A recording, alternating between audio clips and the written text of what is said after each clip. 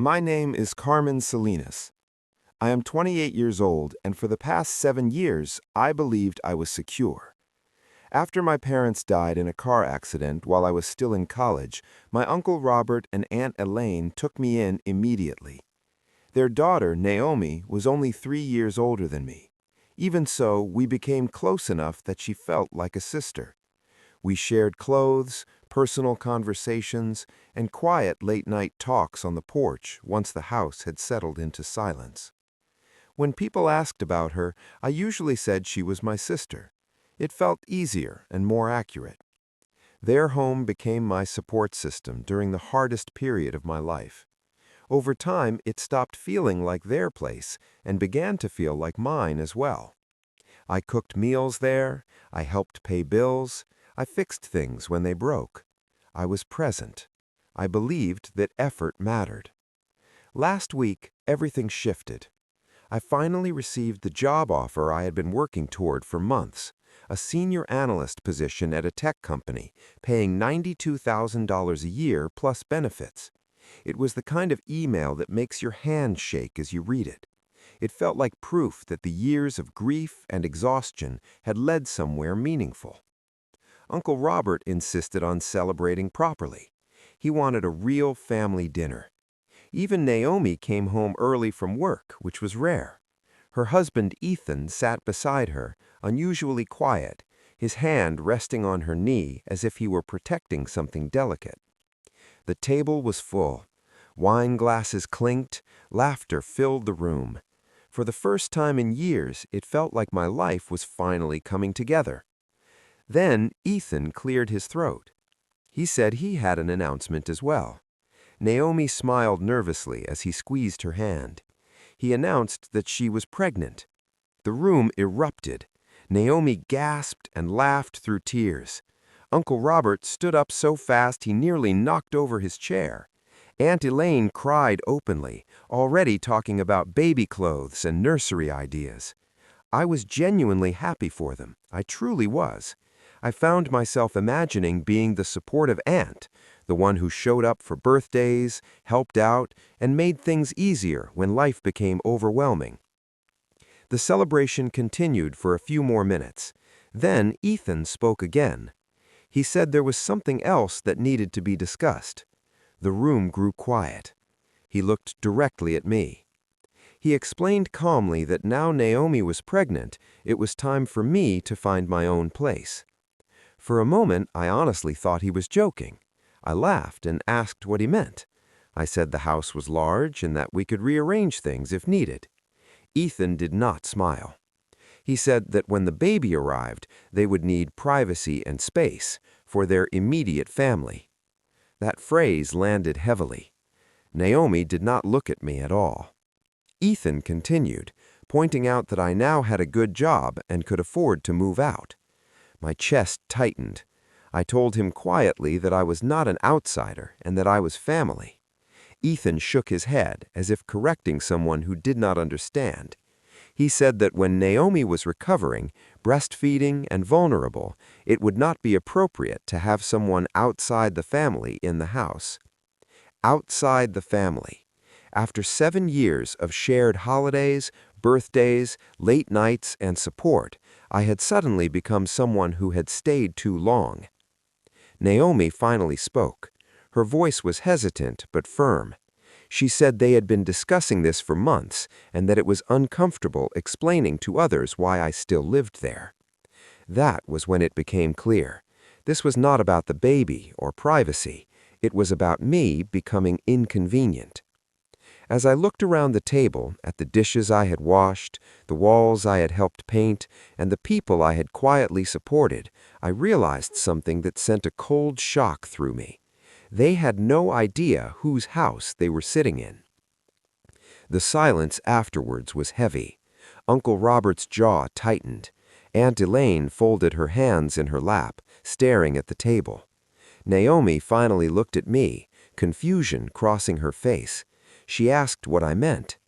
Ethan scoffed softly and said it was not the time for jokes. I had not planned to say anything that night.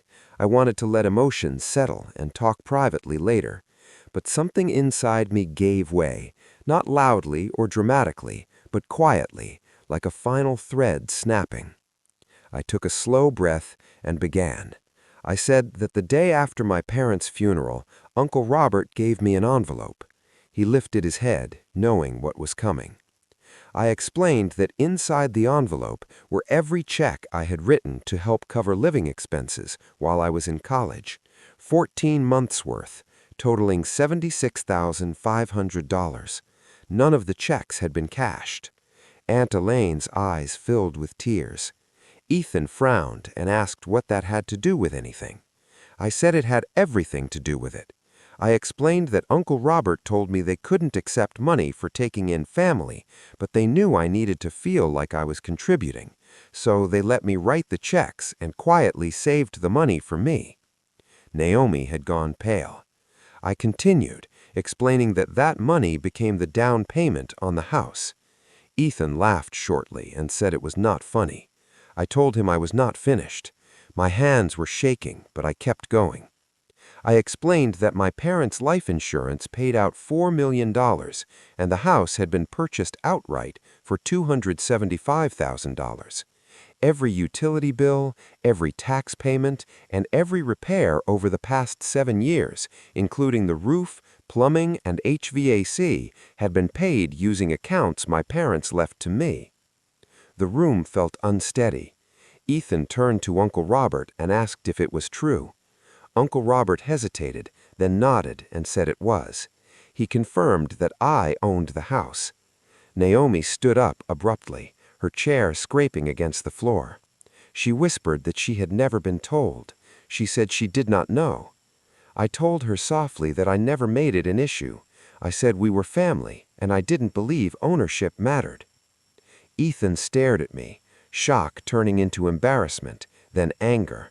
He said it was unbelievable and accused me of letting them live there like charity cases. I told him that was not what I meant. He snapped back that it was exactly what I implied and said I let them believe it was a shared family home and planned their lives around it. I nearly laughed. I told him they had been planning my life for me without asking. Naomi looked unwell as she sat back down, her hands shaking. She repeated that she did not know and insisted to Ethan that she was telling the truth. By then, the celebration was completely gone. The wine remained untouched. The plates had gone cold. They had been at a friend's house, unaware of what had happened. When I explained everything, Uncle Robert sank into a chair, looking as though the weight of it had aged him 10 years in seconds. Aunt Elaine cried openly, apologizing again and again, saying she never imagined things would escalate this far. "We should have been clearer," Uncle Robert said, rubbing his temples. "We should have told Naomi the truth years ago. We thought we were protecting everyone." "You did protect me," I said quietly. "You tried, but protection only works when everyone respects it." 2 days later, Naomi called. For a brief moment, hope surfaced. I thought maybe she had calmed down. Maybe she finally understood what Ethan had done. Her voice was cold. "We need to talk about what you did," she said. "What I did?" I asked. "You humiliated Ethan," she snapped. "You called the police on us, on a pregnant woman." "He changed the locks on my house," I replied evenly. She dismissed it immediately. "Dad always called it the family house."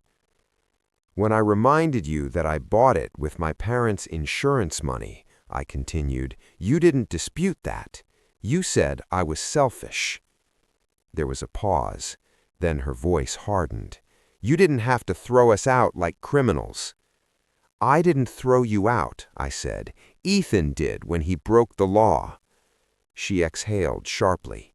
"You could have rented an apartment. You're single. We needed the space." Then she said what hurt the most. "Mom and Dad would be ashamed of you."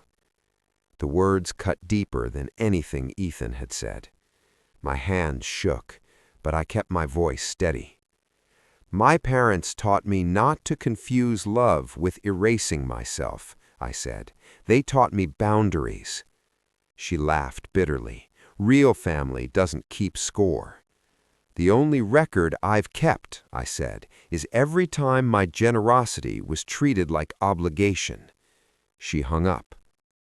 Later that night, Aunt Elaine sat with me at the kitchen table, her eyes red from crying. She told me something that made everything clear. Ethan had been complaining about me living there long before the pregnancy. The baby was only an excuse. That realization hurt, but it also explained everything. This was never about privacy, vulnerability, or preparing a nursery. It was about entitlement. That evening, Aunt Elaine made my mother's lasagna, the same recipe she used when I was a child. The three of us ate quietly. Naomi's chair remained empty. "Your mother would be proud of you," Aunt Elaine said gently. "Boundaries are not betrayals." For the first time since everything began, I believed it, because love that requires you to disappear is not love, and blood, no matter how strong, does not guarantee loyalty. 2 months passed before I felt stable enough to tell the rest of the story. Life did not suddenly become easy after that night. It simply continued, slowly and unevenly, like learning to walk again after a serious fall. Naomi gave birth 3 weeks ago to a baby girl. Uncle Robert and Aunt Elaine visited the hospital. When they returned, Aunt Elaine showed me the photos on her phone. Tiny fingers wrapped around Naomi's thumb, a soft pink blanket, a face so small it barely seemed real. "She looks just like Naomi did as a baby," Aunt Elaine said softly, smiling through tears. I smiled too, then went to my room and cried alone. I should have been there. I should have been holding that baby, learning her face, promising to protect her.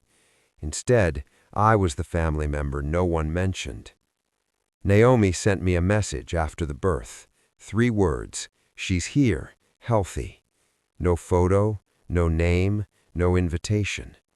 I replied, "Congratulations." She never responded. Uncle Robert has tried relentlessly. Calls, messages, offers to mediate. Naomi and Ethan refuse reconciliation unless I apologize and give up the house. My lawyer advised me to disengage. My therapist told me it was acceptable to grieve people who were still alive. That surprised me the most, because the hardest loss was not the house dispute or the confrontation.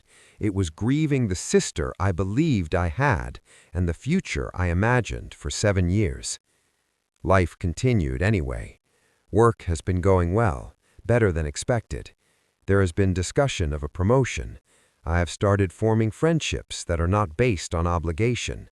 I joined a rock climbing gym and began cooking proper meals instead of relying on leftovers. Therapy has helped. Dr. Patterson reminds me gently but firmly that choosing myself does not make me unkind. Uncle Robert and Aunt Elaine live with me now. They insist on paying their share. It feels unfamiliar in a good way. Clear boundaries, shared respect. We eat dinner together most evenings. Quiet meals, honest ones. A few weeks ago, I found a letter in one of my old boxes. It was from my mother, written not long before the accident. "Don't confuse generosity with erasing yourself. The people who love you will never ask you to disappear." Reading it felt like she was reaching across time to steady me. I have heard through relatives that Naomi and Ethan are struggling financially. For the first time, I did not feel responsible for fixing it. Maybe one day, Naomi will understand what truly happened. Maybe she won't. Either way, I have learned something I will not forget. Real family does not ask you to destroy yourself for their comfort. Boundaries are not betrayals. Self-respect is not cruelty. I did not choose this ending, but I chose myself. And for the first time in a long while, that choice feels like peace. The atmosphere turned tense and hostile. Ethan stood up so quickly that his chair fell backward. He pointed at me and said it was not over. He accused me of thinking that showing documents made me some kind of hero and claimed I was tearing the family apart. Then he stormed out of the room. Naomi followed a moment later. Her face was tight with confusion and something that looked painfully like regret. Before going upstairs, she glanced back at me. Her expression showed hurt and betrayal, and it was unclear who she was angry with. I stayed where I was. My heart was racing, but beneath that was something else, a quiet sense of certainty. As bad as that dinner had been, I knew one thing clearly. Ethan was not finished. Whatever he planned next, it would not be subtle. I barely slept that night. Every time I closed my eyes, I saw Ethan's face tense with anger, humiliation just below the surface. Naomi's expression stayed with me even more. It was not anger or cruelty, but confusion, like the ground beneath her had shifted and she no longer knew where she stood. By morning, I decided that distance was the best choice. I got up quietly, took my coffee, and left for work without speaking to anyone. The house felt strangely still. There were no slammed doors or quiet arguments, only silence. I told myself it was necessary. Work passed in a fog. I reread the same email multiple times without understanding it. I kept checking my phone, expecting a message from Naomi, an apology, a question, anything. Nothing came. By the time I drove home that evening, a tight knot had formed in my stomach. It was the kind of feeling that comes before bad news, when your body knows something is wrong before your mind does. I parked in the driveway and walked to the front door. The key would not turn. I frowned and tried again, pressing harder. Still nothing. I pulled the key out and stared at it as if it might explain itself. Then I tried the back door. The same thing happened. That was when my heart truly started pounding. I walked around the house, testing every door. All of them were locked, and none of them felt familiar. The metal felt wrong under my hands. The locks had been changed. I stood in my own backyard, looking at the house I had lived in for 7 years, trying to understand how I could be locked out of my own life. Then an upstairs window opened. Ethan leaned out, his face twisted with something close to triumph. He shouted that I was not taking the house from him and said I could not throw out a pregnant woman. He claimed it was his home now. Then he slammed the window shut. I stood there, stunned. He had changed the locks on my house and was now presenting himself as the victim. I walked back to my car and gripped it tightly as my pulse roared in my ears. This involved Naomi, my sister in every way except blood. She had held my hand at my parents' funeral. I had been excited to love her child. Could I really do this? Could I really call the police? I sat there for 20 minutes, arguing with myself. Part of me wanted to wait, to talk, to find some kind of compromise. Another part, the part that was exhausted from constantly setting aside my discomfort to keep peace, kept repeating one question. What compromise had he offered me? None. He demanded, then retaliated, and then committed a crime. Being kind had not worked, staying silent had not protected me, and love, it seemed, came with conditions I had never agreed to. I looked up at the house, warm lights glowing inside, and realized something painful and clear. They were no longer uncertain. They had made a choice. So I made one too. I picked up my phone and called the police. The dispatcher was calm and professional. She asked if I had proof of ownership. I told her yes, the deed was in my name, and I had the documents. She said officers would arrive shortly. Those 30 minutes felt endless. I watched shadows move behind the curtains. I imagined Ethan planning the nursery, congratulating himself. I imagined Naomi convincing herself this situation was necessary. When the patrol car finally arrived, relief and dread hit me at the same time. Two officers stepped out, both older, both carrying the tired look of people who had seen too many families fall apart. I explained everything: the dinner, the demand, the truth about the house, and the changed locks. I showed the deed, both digital and printed copies. My lawyer had advised me to keep them nearby after the confrontation at dinner. At the time, I thought it was excessive.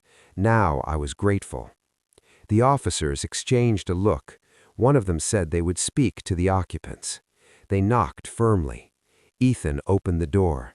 The moment he saw the uniforms, his expression changed. Surprise, then anger, then a carefully practiced look of victimhood. One hand immediately rested on Naomi's stomach. He asked what was going on, his voice suddenly subdued. The officer spoke calmly and said they needed to discuss the property. Ethan launched into his version of events. He said his wife was pregnant, that they lived there as a family, and that she felt unsafe after being threatened, which is why they changed the locks. The officer raised a hand to stop him. He stated clearly that the house belonged to me, and that changing the locks without permission was illegal. Ethan's expression broke. He snapped that this was ridiculous and said I could not throw out a pregnant woman. The officer responded evenly.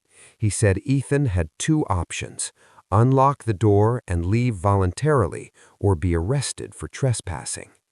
Ethan's face lost color, then flushed red with anger.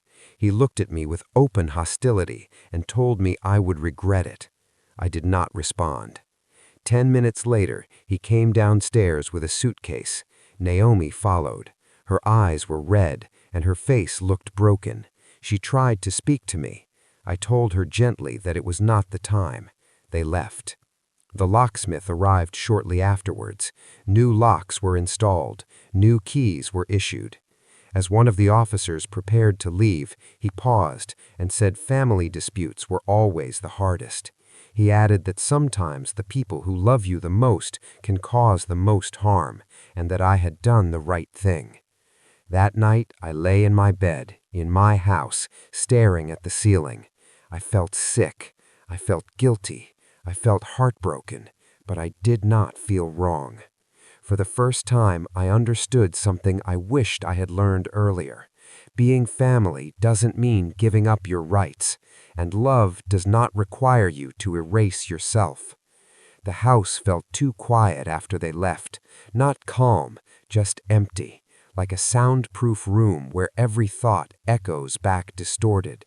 I kept expecting to hear Naomi's laughter upstairs, or the familiar sound of footsteps in the hallway. Instead, there was only the hum of the refrigerator and the steady ticking of the clock above the stove. Uncle Robert and Aunt Elaine came home late that night.